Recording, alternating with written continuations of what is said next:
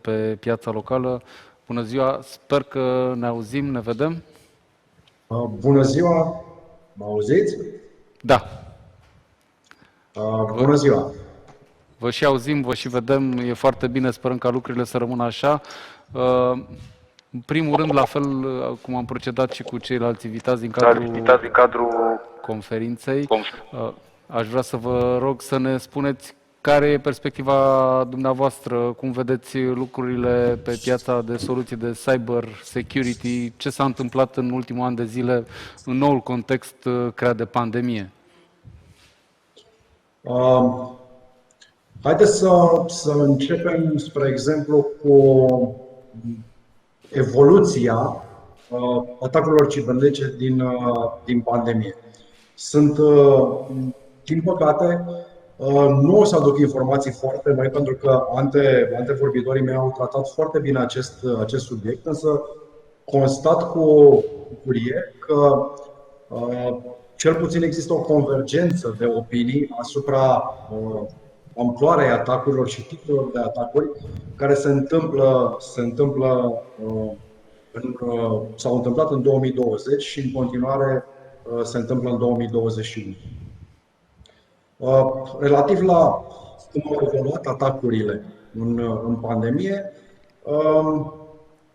sunt aceleași tipuri de atacuri care au fost și înainte de pandemie, însă la o dimensiune mult crescută. 95 din aceste tipuri de atacuri survin în continuare prin intermediul e-mail-ului și se observă o creștere dramatică a încercărilor de phishing ce folosesc contextul actual ca mijloc de a influența emoțiile și deciziile oamenilor. Aceste mesaje implică de obicei resurse cunoscute de informație pentru a exploata oamenii și punctele slabe ale oamenilor, fie pentru a fura informații financiare, fie pentru a avea acces la informațiile personale. În anul 2020, entitățile statale, acei actori malițioși de tip state sponsored, au continuat să deruleze atacuri cibernetice la adresa infrastructurilor ITNC cu valențe critice pentru securitatea națională, obiectivul principal al acestor atacuri rămânând exfiltrarea de informații de interes strategic. Aceste atacuri au folosit aplicații malware cu nivel ridicat de complexitate, instrumente cibernetice diversificate, adaptate scopului operațional, astfel încât să asigură o rată cât mai mare de succes. Un element specific anului 2020, generat în contextul pandemiei de COVID-19, îl reprezintă orientarea activităților criminalilor statali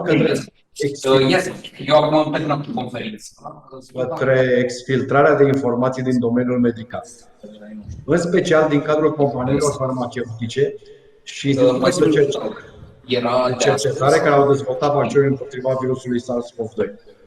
Cred că unul dintre colegi a lăsat microfonul deschis. Da.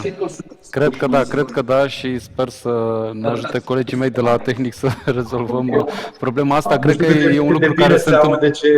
Ce spun eu.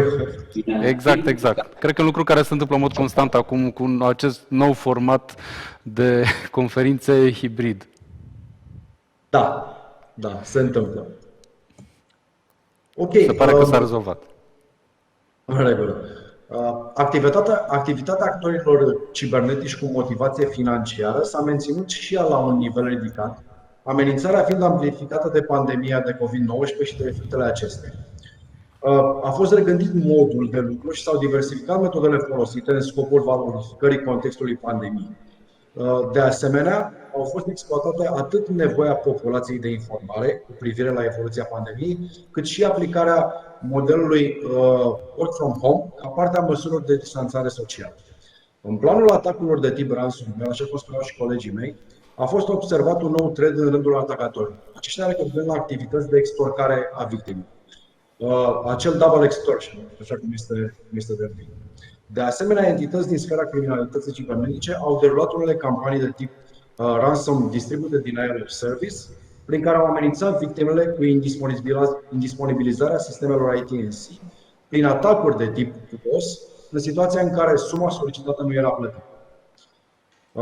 Tot pe parcursul anului 2020, prin campanii de inginerie socială, phishing, spear phishing, smishing și așa mai departe, au fost transmise cu frecvență și amploare ridicate aplicații malware de tip troian, precum poate cea mai cunoscută a fost și cea mai răspândită și de amploare a fost Emotet, Agent Tesla, spre exemplu, Cerberus, Android Banker, Qbot. Toate acestea au avut ca scop exfiltrarea datelor de interes ale victimelor, precum credențiale de acces la conturile personale, conturile oficiale sau platformele online. Cerberus, Android Banker și Qbot fiind dedicate, vizând preponderent domeniul financiar bancar. În ceea ce privește fenomenul de activism autohton, s-a constatat o ușoară creștere a numărului de atacuri derulate, nivelul tehnologic al acestora fiind relativ redus. Însă, exploatând contextul pandemic, exponenții mediului activist autohton au derulat atacuri cibernetice de tip DDoS, SQL injection, web defacement, care au vizat preponderent indisponibilitatea unor resurse IT&C de la nivelul unor instituții publice din România, inclusiv cu responsabilități în gestionarea pandemiei. Cam acestea sunt atacurile pe care le-am văzut în 2020 și chiar un pic înainte de 2020 și care continuă în acest moment. Trecere în revistă a ceea ce ați observat voi în sfera aceasta de atacuri cibernetice. Aș vrea acum să te rog, Marius, dacă poți, pentru cei care poate nu știu exact ce face MetaMinds și ce rol joacă în business-ul vostru partea aceasta de securitate cibernetică. MetaMinds este un integrator de sisteme complexe IT, să spunem, iar focusul nostru este în zona de securitate. Am pornit acum foarte mulți ani în jurul unei echipe tehnice cu scopul de a dezvolta și de a îmbunătăți sisteme de securitate, venind la momentul acela cu soluții inovatoare pe piață și în continuare menținem acest ritm de inovare. Însă, de-a lungul anilor, am observat că noi vorbeam la momentul acela de securitate și majoritatea sistemelor sau interlocutorilor noștri nu aveau încă infrastructuri scalabile, infrastructuri puse la punct astfel încât să putem trata și aborda corect subiectele de securitate. Din acest motiv, a trebuit să ne transformăm într-un integrator de sisteme care poate pune la punct și optimiza, dacă vreți, sisteme normale, tradiționale de infrastructuri, astfel încât să putem vorbi apoi de securitate și să putem aplica metode și mecanisme de securizare a acelor infrastructuri. Spuneai că la început, când voi v-ați axat pe această piață, nu era același lucru ca acum.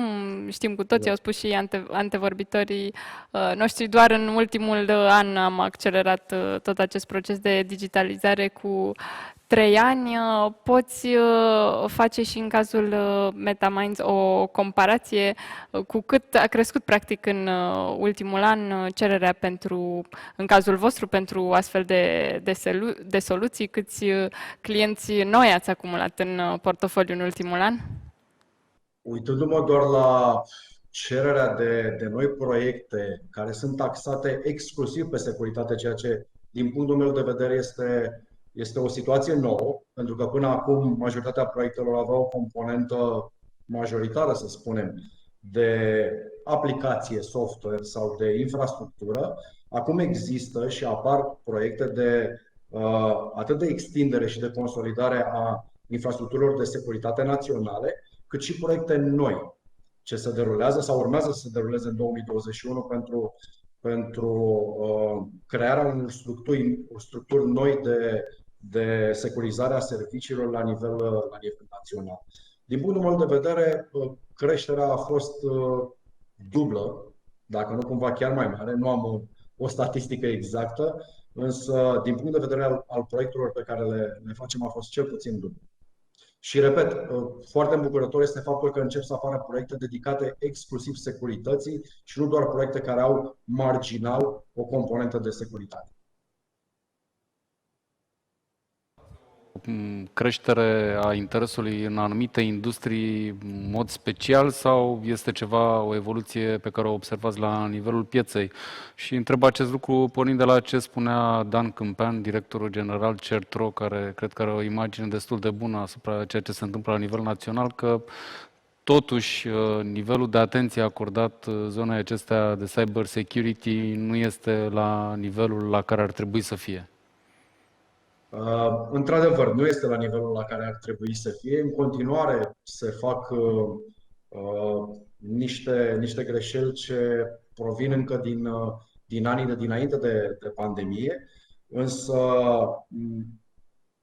interesul pentru soluțiile de securitate este preponderent către instituțiile ce sunt abilitate sau au ca scop asigurarea securității pentru infrastructuri critice, dar observăm același tip de interes și la companiile private sau la instituții ce încearcă să-și securizeze sistemele în contextul lucrului de acasă. Ok, am înțeles. Eram de asemenea curios ce priorități aveți la MetaMinds în zona aceasta de cyber security pentru ceea ce a mai rămas din acest an, dacă sunt anumite zone pe care aveți în plan să vă concentrați și de asemenea aici o întrebare este și în ce măsură vedeți și sectorul public fiind prezent în zona aceasta de a achiziționa soluții de cyber security? În primul rând și noi ca orice organizație, nu neapărat care se ocupă cu securitatea, ci efectiv o organizație care are angajați ce lucrează în momentul ăsta și din birouri, dar și de acasă, am fost preocupați de îmbunătățirea propriilor sisteme.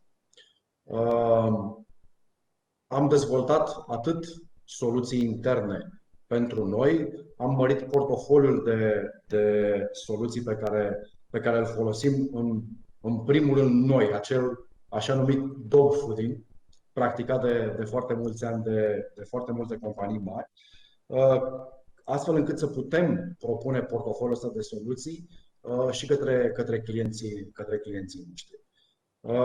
Portofoliul nostru de soluții de securitate este într-o continuă schimbare pentru că întotdeauna motoul nostru a fost ok, nu vom fi niciodată cei mai ieftini din piață, însă cu siguranță încercăm să oferim soluțiile best of breed. Evident, cu costurile aferente. Și cel puțin până acum, majoritatea clienților noștri au înțeles că există un premium, să spunem, adăugat, un premium de cost adăugat acestor soluții, cât și expertizei pe care noi o oferim în implementarea lor. Legat de instituțiile publice, exceptând cele care au ca scop securizarea prin natura lor, tot mai multe instituții publice vedem că lansează proiecte de securizare a unor sisteme proprii. Indiferent că vorbim despre sisteme de acces de la distanță pentru utilizatorii proprii sau pentru sisteme ce expun interfețe către cetățeni. Iar acest trend continuă în 2021. Am înțeles. O altă întrebare este cum reușiți să găsiți oameni care să acopere zona aceasta de cyber security. Absolut toți invitații de mai devreme au menționat acest lucru, problema resursei umane insuficiente în fața cererii foarte mari din zona aceasta. Răspunsul scurt, greu. Există într-adevăr un deficit foarte mare de pregătire specifică de securitate și ne confruntăm cu aceeași problemă. Indiferent de sumele care sunt puse la dispoziție, de bugetele de angajare, ne este extrem de greu să găsim personal calificat în această zonă. Evident, avem avem programele proprii de educare, însă ca orice program de educare presupune ca oamenii care trec prin el în cadrul companiei noastre să aibă un bagaj de cunoștințe, un minim de cunoștințe, astfel încât să poată parcurge respectivele programe de educare. Și din păcate, acești oameni sunt din ce în ce mai puțini în piața de muncă. Mulțumesc și este pentru... o problemă reală. Da, și mulțumesc și pentru finalul discuției, cumva și ca o concluzie a întregii conferințe.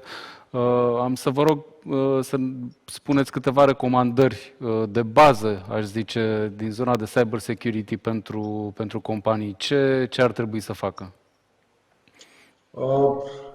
Există, din punctul meu de vedere, sunt aceleași recomandări pe care le dădeam și înaintea pandemiei. Apropo de niște fenomene care se întâmplă de mulți ani, însă datorită pandemiei au fost accelerate.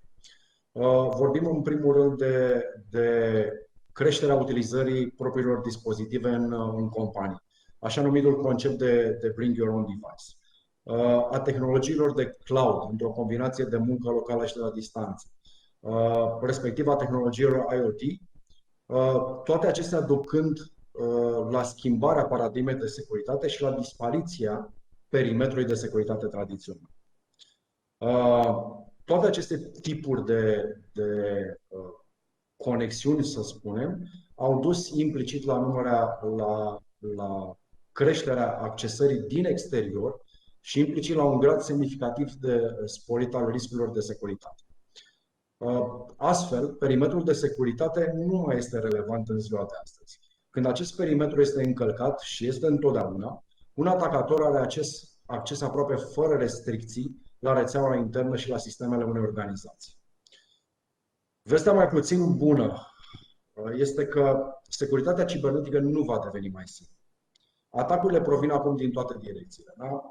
Hackeri, hacktiviști, cybercriminali, state naționale, atacatori interni și multe altele. Având în vedere toate aceste amenințări, adaptarea la situația curentă, în care nu există perimetre de securitate, este primordială. Conform cercetărilor pe care le-am menționat și colegii mei anterior, organizațiile și guvernele nu vor reuși să protejeze aproape 75-80% din datele sensibile până la sfârșitul anului 2021. Se vorbea mai devreme de timpul mediu de soluționare a unui atac intern, unde s-a ajuns la aproape 300 de zile până se conștientizează că există un atac. Da? Un atac ransomware, spre exemplu, rezolvarea unui atac ransomware prin plătirea respectivului atacator este uneori de până la 50 de zile, în funcție de instituția sau organizația care a fost atacată. Concluzia este că organizațiile nu trebuie să se mai bazeze pe o abordare bazată pe obiecte și sisteme fizice și pe potrivirea semnăturilor de cod malițios cu activități și evenimente. Chiar și așa numită apărare în profunzime sau securitate multistat nu sunt echipate pentru a face față metodelor sofisticate de atac din zilele noastre. Frecvența și dimensiunea în creșterea atacurilor împreună cu mediul conectat de astăzi obligă organizațiile să regândească întreaga abordare, de la configurarea rețelei la metodele utilizate pentru a detecta atacurile și a preveni încălcările de securitate. Devine destul de clar că domeniile de securitate și cel tradițional de rețea nu mai pot exista independent. Rețelele ajung și ating aproape tot, deoarece orice dispozitiv devine conectat la internet. Dar întrucât acest lucru face ca multe lucruri să fie foarte convenabile în viața personală și profesională, devine de asemenea convenabil pentru atacatori.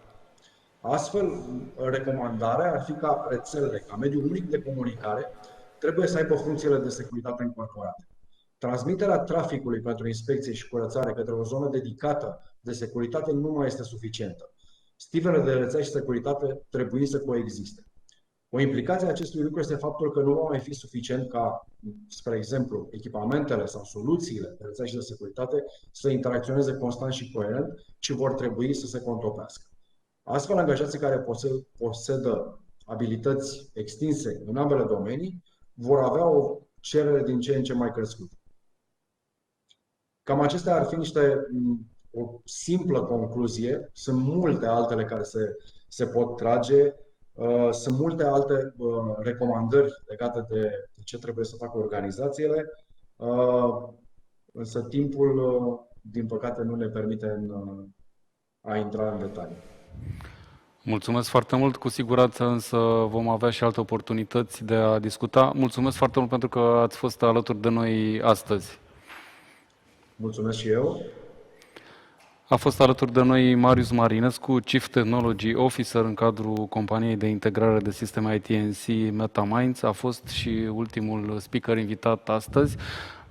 Punem astfel capăt evenimentului de astăzi. Le mulțumesc din nou partenerilor care au făcut posibilă organizarea ediției cu numărul 3 a AZF Cyber Security Trends. Este vorba de Bitdefender, Cisco, Orange Business Services, Superbet Telecom, Atos, GTS Telecom, Dendrio, Ericsson și MetaMinds.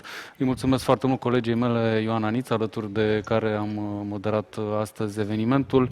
Profit de ocazie să mai menționez numele câtorva colegi care nu sunt foarte vizibili, dar fără de care nu s-ar întâmpla niciunul dintre aceste evenimente. Mihai Cogălnicianu, Corina Tăbăraș din zona de vânzări, Lucian Dimitriu și colegii din echipa tehnică, de asemenea Manuela Pănescu din zona de evenimente, Dragoș Dinu, producție și, de asemenea, foarte important, colegile noastre, Alexandra Cepăran și Roxana Roșu, care s-au asigurat că au transmis mai departe către audiența noastră cele mai importante declarații făcute astăzi. Vă mulțumesc tuturor pentru că ne-ați urmărit, rămâneți alături de ZF, diseară la ora 19 ZF IT Generation și sperăm anul viitor o nouă ediție ZF Cyber Security Trends. La revedere!